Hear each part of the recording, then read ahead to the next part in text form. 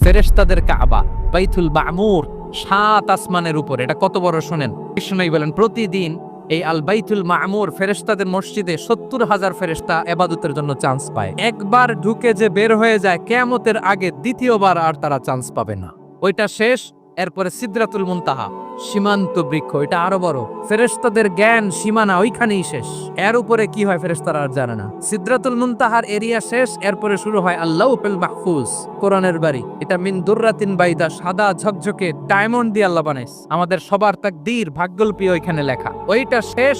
এরপরে শুরু হয় লা জামান লা মাকান এরিয়া। ওইখানে কোনো জামান নাই, মাকান নাই, no time no space area শুরু। ওইখানে কুরসি, যেখানে আল্লাহ পা রাখেন বা কুদরতি পা রাখেন।